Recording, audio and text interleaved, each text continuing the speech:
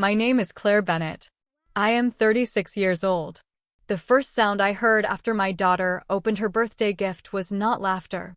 It was a chair scraping the floor as she staggered backward, one hand pressed to her throat. The box slipped from her lap. A sharp, overwhelming scent filled the room, and seconds later her knees gave out. My husband caught her before her head hit the floor, shouting for someone to call 911, while I stared at the open package and realized the person who had brought it was watching far too calmly. 3 hours later, I was sitting outside a hospital room when my husband returned with 3 police officers and an attorney. My mother stood and whispered, "You are taking this too far." He placed the emergency report and several photographs on the table. "No," he said. "You are the one who went too far." She tried to laugh, but her face changed when an officer lifted a sealed evidence bag. What they found inside the gift was disturbing. What they found on my mother's phone was worse. It proved this had not been an innocent mistake and that she had expected my daughter to react. To understand what happened, I have to take you back 8 months to the first warning I should never have ignored. My mother, Lorraine Hale, sent me a video claiming children with asthma became weaker when parents protected them from every trigger. The woman in the video stood beside essential oil bottles and recommended controlled exposure to train the lungs. I deleted it. By then, Lorraine had sent dozens of similar posts. My daughter Sadie had suffered from severe asthma since she was 6. Pollen, smoke, scented candles, perfume, and concentrated oils could tighten her airways within minutes. She was not fragile. She swam twice a week, joined her school nature club, and hiked with us whenever the pollen count was safe. We simply followed the treatment plan created by Dr. Elena Ruiz, her pediatric lung specialist. Lorraine saw every precaution as proof that I was raising Sadie to fear the world. Lorraine had owned a beauty shop for nearly 20 years before retiring and starting an online wellness group. She sold oils, creams, and homemade blends. Her confidence attracted people, but over time it became dangerous. She stopped offering suggestions and started treating disagreement as ignorance.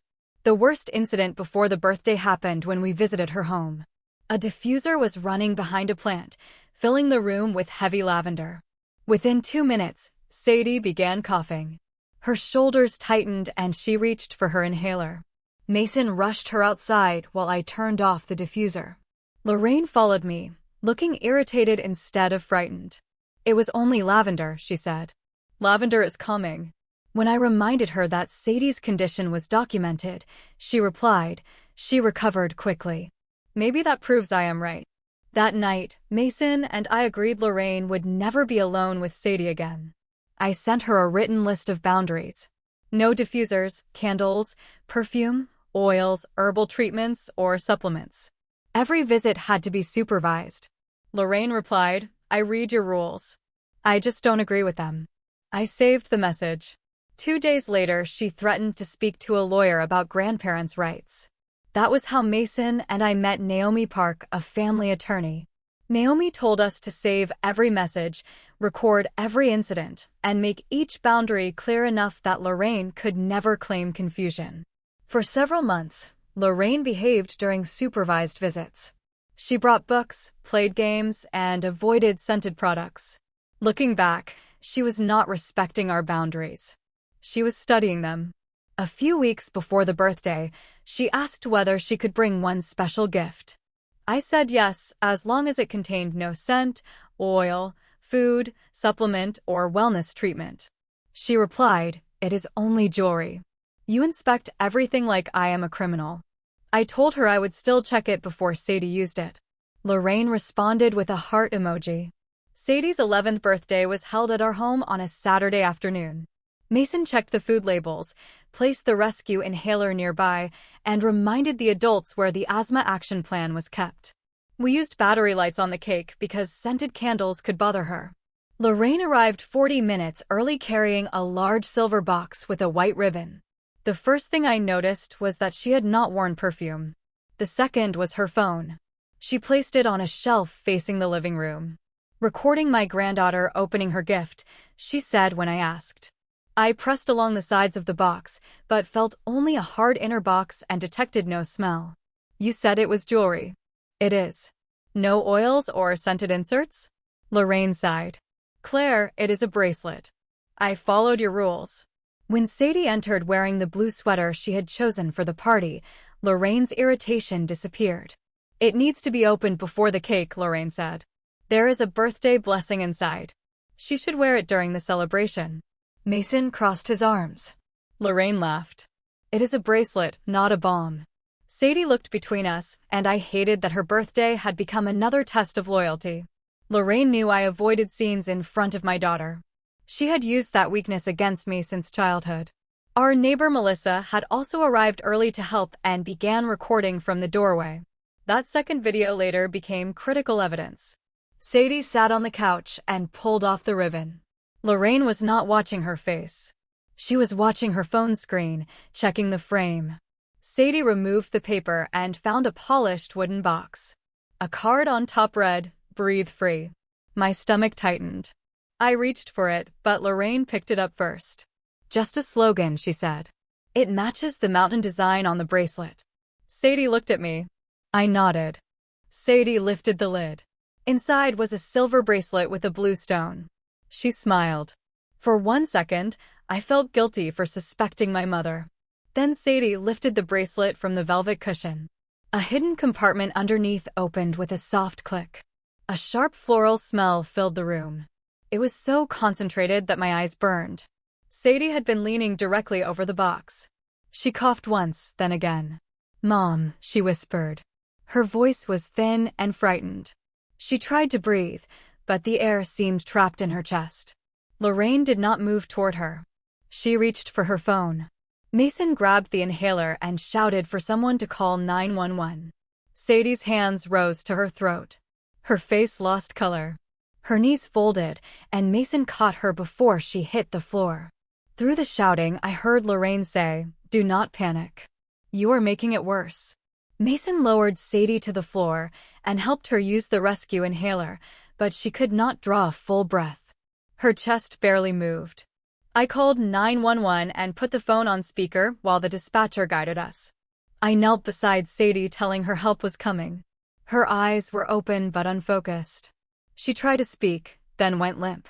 Then I turned and found Lorraine at the wooden box, wiping the inside with napkins. "What are you doing?" I shouted. "Cleaning it before someone else breathes it in." "You knew there was oil inside." Sirens approached. I knew there was a small wellness insert. I did not know she would panic. Melissa stepped between us and raised her phone. "I recorded you saying there was no oil." Lorraine glared at her. "Turn that off." Mason shouted from the floor, "Do not touch anything." The paramedics rushed in, placed an oxygen mask over Sadie's face, and began treatment. One asked what triggered the attack. "Concentrated oil hidden in a gift," I said. Lorraine interrupted. "We do not know that. She has anxiety because her mother makes her afraid of everything." The paramedic ignored the argument. Minutes later, my daughter was on a stretcher. Mason rode with her in the ambulance. An officer asked me to remain because the exposure might have been intentional. I hated staying behind, but I knew Lorraine could destroy evidence if I left. The wooden box remained on the table. Officers photographed the hidden compartment, the round container, and the absorbent pads soaked with oil, then sealed everything in separate evidence bags. They collected statements and reviewed both videos. One showed Lorraine promising there was no oil. The other showed her trying to wipe the compartment after Sadie collapsed. When they asked about her phone, Lorraine claimed the battery had died. I watched her push it deeper into her purse. At the hospital, Mason stood outside the treatment room, his shirt stained where Sadie had coughed against him. Dr. Ruiz arrived and told us the emergency team had confirmed a severe asthma attack after concentrated fragrance exposure. Her oxygen had dropped dangerously low, but she had responded to treatment and would remain overnight. While I sat with Sadie, Mason searched our message history with Lorraine and found the written warning alongside her reply, "I read your rules. I just don't agree with them." Then he found another message, "Someday you will understand that controlled exposure is the only real cure." He forwarded everything to the officer and to Naomi Park. Police photographs later revealed a receipt hidden under the wooden insert. It listed the bracelet, a concentrated lavender blend, and a scent pad, all purchased 11 days before the party. The receipt did not prove Lorraine wanted Sadie to collapse, but it proved she had lied. When the nurse told me Sadie was awake, I went to her side. Her voice was weak. Her first question was whether her grandmother was still in the building. I told her she was safe. Then Sadie said she told me it would make me stronger. My heart stopped. When did she say that? Before my birthday. She called me when you were at work. She said not to tell you because you would ruin the surprise. I did not ask anything more. I shared the statement with the detective. 3 hours after the gift was opened, Mason returned to the hospital with 2 patrol officers, Detective Aaron Cole and Naomi Park. We entered the consultation room across the hall, where Lorraine sat at the far end of the table. Security had taken her visitor badge. She looked irritated, not ashamed. When she saw the group behind Mason, she leaned toward him and whispered, "You are taking this too far." Mason placed the emergency report and 3 printed photographs on the table. "No," he said. "You are the one who went too far." Detective Cole explained her rights. Lorraine said she had nothing to hide. That sentence was the first of many mistakes. He began with simple questions. Had she purchased the bracelet? Yes. Had she purchased the oil blend listed on the receipt? Yes, but it was safe. Had Claire told her not to bring scented products around Sadie? Claire had many unreasonable rules. Had she read the written warning? Lorraine paused. I receive a lot of messages. Mason placed the printed screenshot in front of her. Her own reply was highlighted. She stared at it. The detective showed her the video of Sadie opening the gift. Lorraine watched herself promise there was no oil inside. Then she watched herself reach for the box with napkins after Sadie collapsed. Why did you try to wipe it? Because everyone was panicking and spilling things. Melissa's video showed the box resting flat. Nothing had spilled until Lorraine pulled out the pad.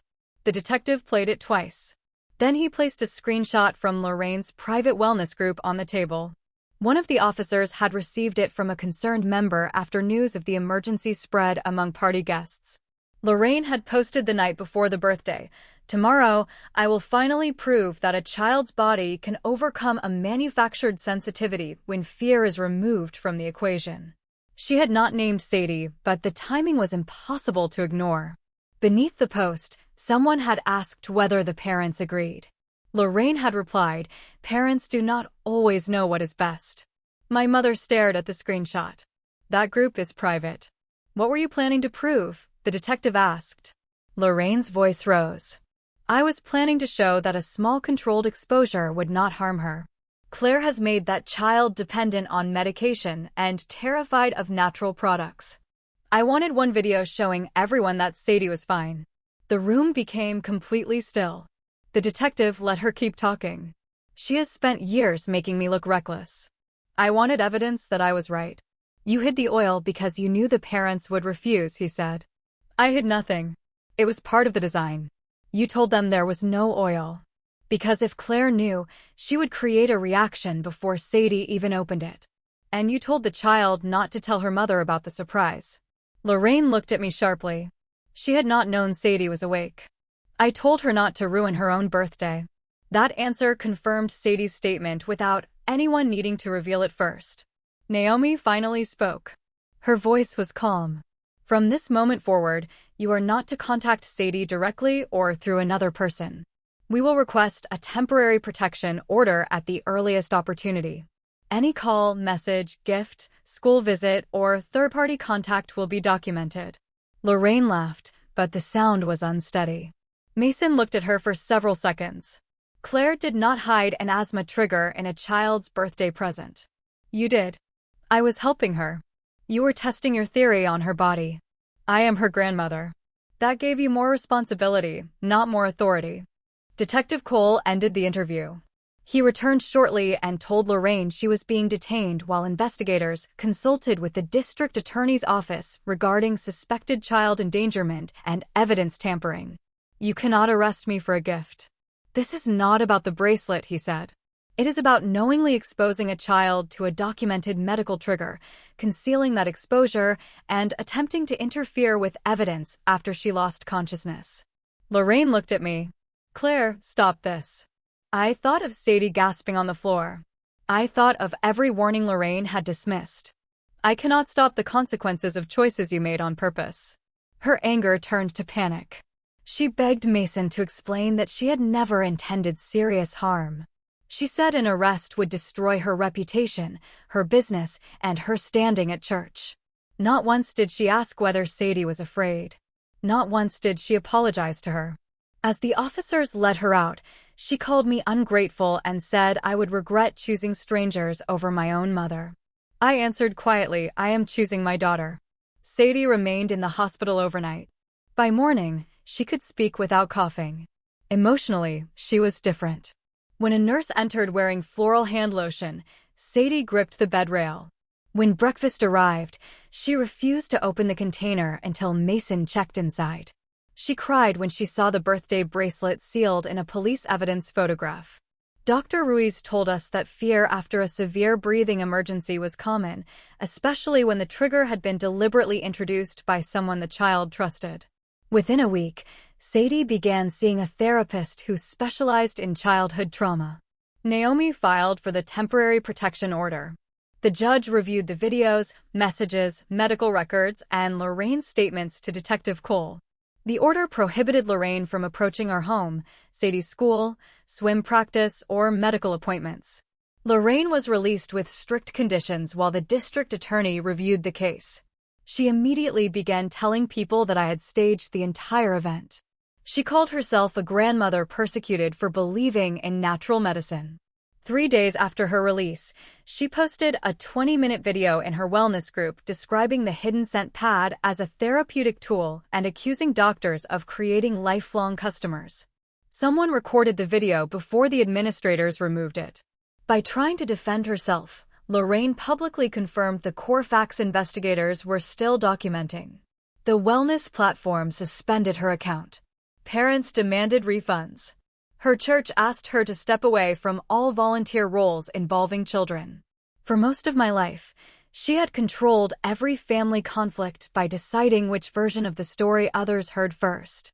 This time, there were 2-party videos, a written medical warning, purchase records, hospital documentation, and her recorded police interview. She could not replace facts with volume. The final violation came 6 weeks later. A woman from Lorraine's church arrived at our door carrying a small package.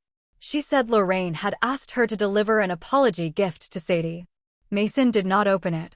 He called Naomi and the officer assigned to the case. Inside was a stuffed animal, a letter, and another bracelet. The letter began, "One day, when you are old enough to think for yourself, you will understand that Grandma was trying to make you stronger." There was no apology. Sending the package through another person violated the no-contact condition. The court tightened the order and warned Lorraine that another attempt could lead to immediate detention. Sadie never saw the letter. The case was resolved 10 months after Sadie's birthday. Lorraine accepted responsibility for a reckless act that endangered a child. She received supervised probation, a suspended jail sentence, mandatory psychological evaluation, and a requirement to contribute towards Sadie's medical and therapy expenses. She was prohibited from contacting Sadie for several years and forbidden from using another person to send messages or gifts. She also agreed not to market wellness treatments to children during the probation period. Some people expected me to feel victorious. I felt tired. Justice did not erase the image of Sadie collapsing. It did not give her back the excitement she once felt when someone handed her a wrapped gift. What it gave us was space. Space to heal without Lorraine forcing herself into every conversation.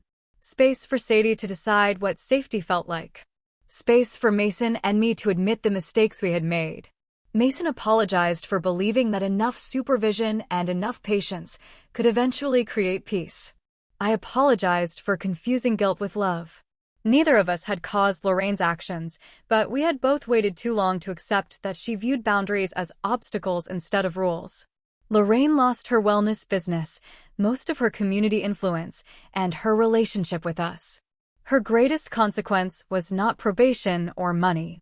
It was the fact that Sadie no longer trusted her. A court order had an expiration date. Our boundary did not. On Sadie's 12th birthday, She asked for a small party with her swim team. No surprise gifts, no scented decorations, no pressure.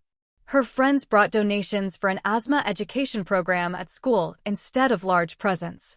Sadie created a short presentation explaining what an asthma attack can look like, why rescue medication matters, and how children should tell an adult when they feel unsafe. She stood in front of her classmates with steady hands. She did not describe herself as weak. She described herself as prepared. At the end of the party, Mason placed one small box on the table. Sadie stared at it for a moment, then looked at us. "I think I want to open it." She untied the ribbon slowly. Inside was a new swimming cap signed by her teammates. Sadie laughed. It was the first time I had heard that sound while she opened a gift since the hospital. She was not stronger because someone had forced her to face a dangerous trigger. She was stronger because the people around her respected her fear, protected her choices, and gave her control over her own body. Children do not need adults to test whether their pain is real. They need adults who listen. Medical conditions are not family opinions. Clear boundaries are not cruelty. Documentation is not betrayal. Asking for legal protection is not an attack when a child is at risk. My mother gave my daughter a birthday gift that nearly took away her breath. In the months that followed, she lost the power she had used to control us for years. We did not destroy her life. We simply stopped protecting her from the consequences of her own choices. And the moment we closed that door, my daughter finally had room to breathe again.